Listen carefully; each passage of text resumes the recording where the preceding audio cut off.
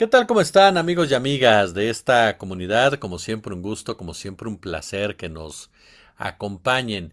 La disputa electoral en Estados Unidos cada día cobra mayor relevancia y aun y cuando los ojos del mundo están puestos y esperando el mes de noviembre, se están dando resultados que no son menores y que pueden ayudar a entender el pulso precisamente que se vive en la sociedad de los Estados Unidos.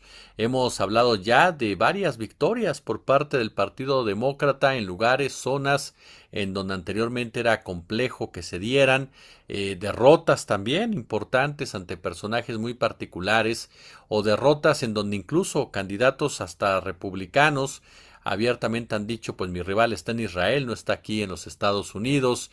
Pero ahora se da el caso de Abdul El Sayed, demócrata, que gana las elecciones en Michigan, gana la candidatura para el Senado de los Estados Unidos. Y esto es muy interesante por cómo se ha movido la política de los Estados Unidos y el financiamiento en las campañas de Estados Unidos. La postura de Abdul El Sayed, quien abiertamente se declara en contra del financiamiento de los lobbies sionistas, el caso concreto de AIPAC, uno de los más grandes o el más poderoso, nos lo explicará nuestro invitado. ¿Y qué significa esto? O sea, ¿qué significa esto en el ejercicio de los Estados Unidos? Mi querido tocayo, Jesús García, te saludo como siempre con muchísimo gusto. ¿Cómo estás? ¿Qué tal, tocayo? Un gusto, como siempre, estar aquí contigo. Gracias por invitarme nuevamente. No, hombre, un honor siempre. Oye, pues a ver, comencemos por ahí. Victoria de Abud el Sayeb. ¿Qué nos dice de la sociedad estadounidense el hecho de que gana un personaje que abiertamente rechaza un financiamiento que ya se había normalizado o que es legítimo y que se había normalizado por parte precisamente de AIPAC y de estos lobbies? ¿Qué tanto marca también una respuesta a lo que vemos a nivel global de esta presunto sometimiento del gobierno de Trump al gobierno de Netanyahu? ¿Cómo lees precisamente un resultado de esta naturaleza, oye? Bueno, su triunfo obviamente viene a simbrar al Partido Demócrata de entrada, porque, bueno, es un movimiento creciente, este movimiento progresista. Ellos se llaman a sí mismos demócratas, demócratas socialistas, que realmente son los socialdemócratas, pero entiendo que quieren jugar con un poco como para no llamarse socialistas en un inicio. Entonces hay un debate ahí todavía que estamos teniendo, incluso sobre el concepto como tal. Pero bueno, existe este grupo que está creciendo progresista dentro de los demócratas y que pues está ganando terreno y que en el caso de pues de Michigan obviamente pues llama muchísimo la atención porque pues obviamente lleva a una contienda pues muy competida. De hecho, él ganó, el Sayed ganó con un poquito más de un punto porcentual, digamos, de los votos. Estaba muy competido. Pero aquí hay algo interesante. Mientras él obviamente tenía una inversión importante en campaña por donaciones, básicamente de uno a uno, o sea, de personas principalmente, quizás de algún grupo, etcétera, su competidora, pues tenía inversiones millonarias. Estiman que sí, 70 millones de dólares se invirtieron, por ejemplo, para votar en contra, para que la gente votara en contra de él. Esto evidentemente viene desde muchas empresas y muchas perspectivas y también tiene que ver, por supuesto, un movimiento pro-Israel muy fuerte, conocido como AIPAC, ¿no? Que tiene operando en Estados Unidos desde hace muchísimos años. Es el American Israel Public Affairs Committee y bueno, que sería algo así como el Comité de Relaciones Públicas de Israel, que opera como un PAC, como un grupo de apoyo para financiar campañas en los Estados Unidos. Eso es algo que no es nuevo, existe desde hace muchísimos años. Su influencia es enorme, por supuesto, y ha sido más relevante en los últimos años debido a lo que está ocurriendo en Israel con Gaza, las acciones del gobierno de Benjamin Netanyahu en Gaza y el tema del genocidio, que, bueno, sigue siendo para muchos no quererlo llamar genocidio, a pesar de los reportes de las Naciones Unidas, a pesar de las decisiones de cortes internacionales, a pesar de los reportes de organismos de derechos humanos y, bueno, a pesar de decisiones de otros países señalado como tal, ¿no? En Estados Unidos sigue ese debate abierto y se ha utilizado incluso para atacar a las personas que lo consideran de tal forma y utilizarlo como una forma de criticar a las personas o a los políticos señalándolos como antisemitas, ¿no? En ese sentido. Y fue lo que justamente enfrentó pues este político que pues él ya había avanzado justamente en su estado, ya había tenido otras posiciones, él es médico y es bastante elocuente, de hecho, los republicanos lo llaman el Mamdani de Michigan, porque pues justamente tiene un discurso muy similar, habla muy similar a Mamdani, no creo que tenga la misma, ¿cómo se llama? El mismo carisma, ¿no?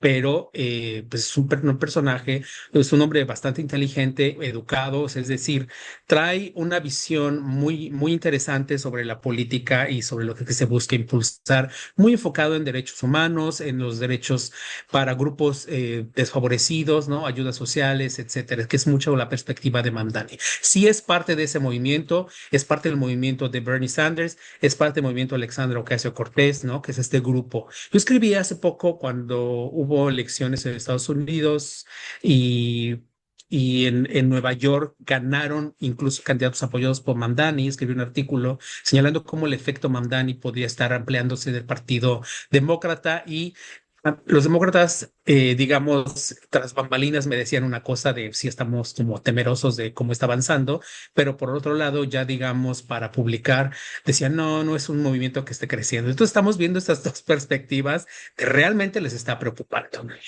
Esto creo que es importante establecerlo en el contexto que se vive actualmente en el país, es la postura que se tiene sobre Israel. Israel es el centro, digamos, como parte de este debate en las elecciones en Estados Unidos. Si bien muchos candidatos demócratas siguen apoyando las políticas sin cortapisa de lo que está realizando Israel en Gaza, hay muchos otros que se están deslindando y que están pues tratando también de impulsar proyectos o de dejar de apoyar proyectos justamente que refuercen esas políticas en Israel. Pero hay muchísimos grupos, no solamente está AIPAC, hay decenas de grupos pro Israel en los Estados Unidos, e incluso AIPAC, sabiendo que pues ese era un problema en las elecciones, creó grupos fantasma, bueno, no fantasma, espejo, ¿no? Que parecían como de movimientos. Por ejemplo, en Chicago creó un grupo especial para mujeres, por ejemplo, ¿no? Para el desarrollo de los derechos de las mujeres, pero era AIPAC disfrazado de ese grupo, ¿no? Como tal, que finalmente fue descubierto y se advirtió incluso a los votantes que eso es lo que estaba ocurriendo. Entonces, está ocurriendo esto, hay una inversión multimillonaria, por supuesto, en las elecciones. En algunas elecciones se ha gastado más de lo que se había gastado en muchas otros procesos, incluso por distritos, que no, las inversiones tendrían que ser tan millonarias. No estamos hablando de una elección de un presidente o de un gobernador, sino de un representante, por ejemplo. De un senador quizás aumenta la cantidad que se invierte, pero ahora estamos viendo las cantidades que son realmente estratosféricas. O sea, imagínate que ahorita el último reporte que tenemos es que alrededor de 70 millones de dólares se invirtieron justamente para una campaña en contra de este personaje, ¿no? Por ejemplo. Oye, Tocayo, en ese marco, precisamente, y en toda esta discusión que se ha dado sobre esta influencia de los lobbies en la política estadounidense, una frase que tú incluso reposteas cuando él dice, hablar del judaísmo no es hablar del sionismo, o sea, AIPAC y el sionismo no es la comunidad judía. Comienza a separarse también esta discusión en un marco en donde hay constantes críticas ya al poder sionista, incluso en México, ahora con todo esto que generó el Rashabot, con este negacionismo del genocidio, no, comenzamos a ver también eso ya una intención de separarse literalmente de esa influencia. Ha habido esa intención, sin embargo, los grupos que realizan, digamos, los reportes sobre sionismo en los Estados Unidos no han llegado a ese punto y difícilmente veo que pueda cambiarse. De hecho, por eso es importante ver, yo, por ejemplo, me cuido mucho sobre la forma en que establezco información de ese tipo, porque de buenas a primeras te pueden acusar de sionista en 2 segundos, literal, ¿no? Entonces, tienes que ver. Evidentemente hay gente que además también se va al otro extremo y para ellos todo es extremista. Hay grupos incluso de judíos en los Estados Unidos que están en contra de lo que está haciendo Israel justamente en Gaza y son movimientos fuertes, son movimientos importantes que están creciendo también. Pero las organizaciones que trabajan en contra del antisemitismo y que están, digamos, arman las guías de qué se puede considerar antisemita y todo eso, no han llegado realmente a ese punto y considerarlo como tal. No están separando, al contrario, son en el sentido contrario, porque cuando justamente empezaron a crecer, se dieron cuenta que pues ese discurso estaba perdiendo Israel en Estados Unidos y que ha perdido el apoyo de los estadounidenses de manera pues brutal.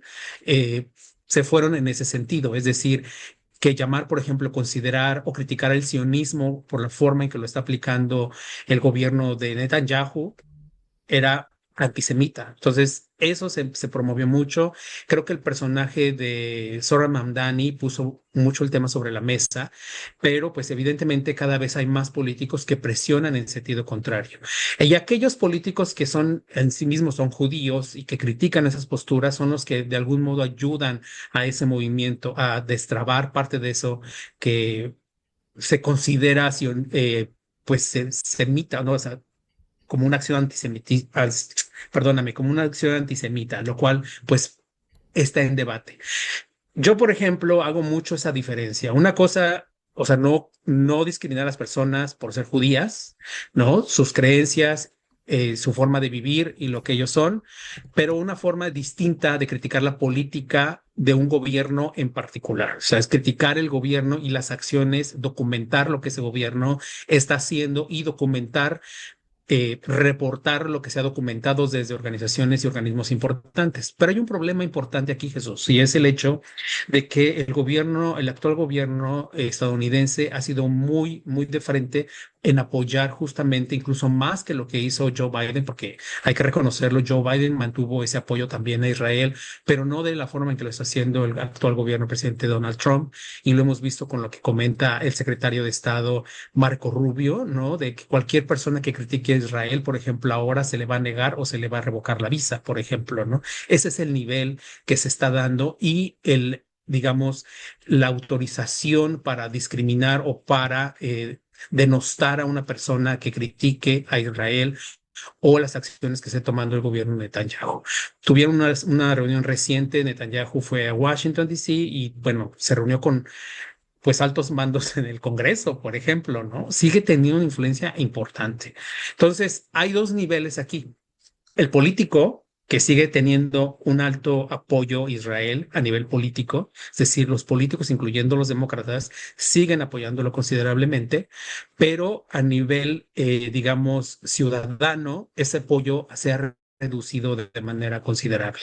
Y es justamente en contra de lo que está batallando Israel, porque están buscando recuperar ese apoyo. Lo veo muy complejo porque evidentemente, pues la información que se tiene sobre lo que está ocurriendo, que no ha dejado de pasar, ¿no? No solamente en Gaza, sino lo que está pasando también en Palestina, por ejemplo, perdón, en Líbano, ¿no? Las acciones que está tomando en Líbano, el avance, incluso nuevos reportes sobre asentamientos en Siria. Es decir, hay varias cosas que se están combinando y que evidentemente van en contra de, pues, de lo que intenta defender Israel y que intenta convencer a la gente que no está haciendo, cuando en realidad lo está haciendo, ¿no? Entonces, es un tema que yo creo que apenas estamos como en las primeras etapas de un debate serio en los Estados Unidos sobre esto, porque, repito, las organizaciones importantes que ayudan a delinear qué se considera antisemita y qué no se considera antisemita no han llegado realmente a ese debate y entonces, pues obviamente se establece estas diferencias y se atacan a personajes, ¿no? Como Mandani y todos los grupos que están apoyando, digamos, defendiendo, por ejemplo, a los palestinos de manera abierta, ¿no? Oye, siempre ha habido esa, bueno, no siempre, pero últimas fechas, esa campaña de Trump, ¿no? Lo vimos con Mandani, ahora lo vemos con Abdul. eh, ya nos espanta a la gente en Estados Unidos, ya ese mensaje de que todos son terroristas, delincuentes, comunistas, no está llegando a la gente. No, ya no se considera que todo el mundo es terrorista. O sea, el mensaje de calificar a cualquier persona, una persona que es musulmana, ya señalar lo que inmediatamente es terrorista, pues obviamente la gente ya no se lo compra, como bien señalas, pero eso no significa que estén dejando de hacerlo. O sea, muchos políticos republicanos, sobre todo los que son de extrema del movimiento MAGA, lo siguen llamando como tal. Los términos desde comunista, pero de un término como denostando, ¿no?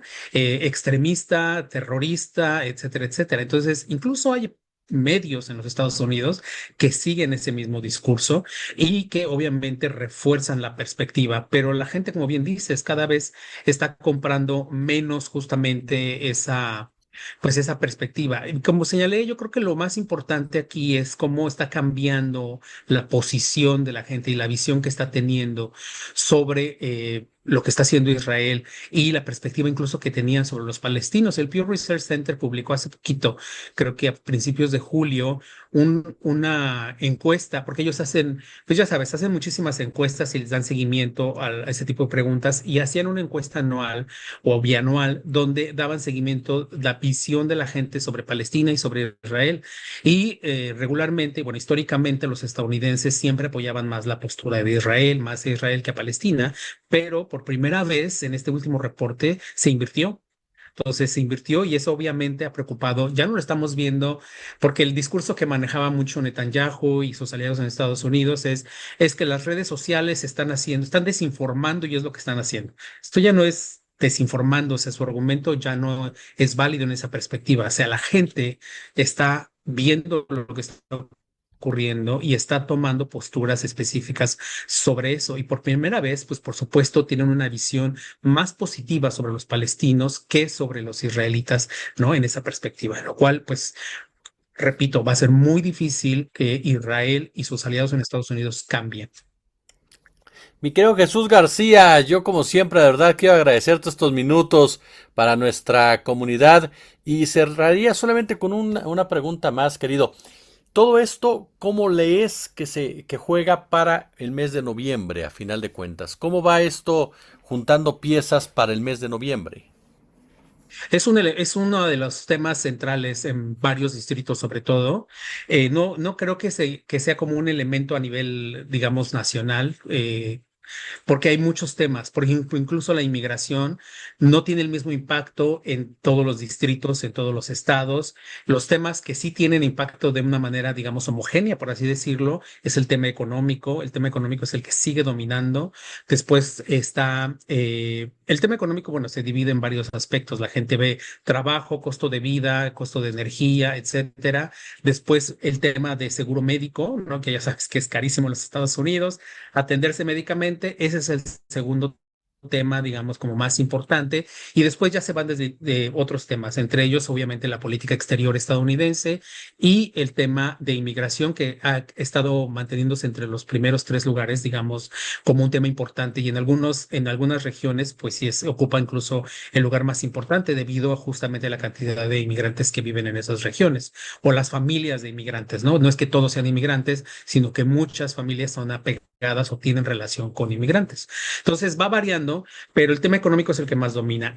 Por supuesto, va aumentando, a diferencia incluso de lo que ocurrió en 2024. Los demócratas no han reconocido que eso fue un tema que también les impactó, no tener una postura clara, real sobre lo que estaba ocurriendo en Israel y lo que estaba ocurriendo en Gaza. Un reciente reporte incluso ha revelado que ellos han tratado de omitir como parte de ese reporte de lo que los llevó a perder justamente la elección presidencial en 2024, que fue parte de eso, además de asuntos de inmigración, ¿no? Entonces, este tema pues se va a mantener, pero sobre todo porque también el gobierno estadounidense lo está poniendo sobre la mesa al castigar o buscar reprimir a la gente que tiene una voz en contra de lo que está haciendo Israel en Gaza.